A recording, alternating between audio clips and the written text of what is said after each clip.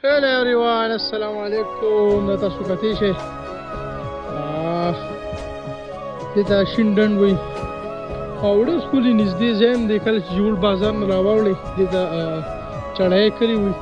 دا لاندې چې کوم ښکاري دا چړایي کلي دي او ډېر ښکلي نږدې ځای هم دی مزېدار.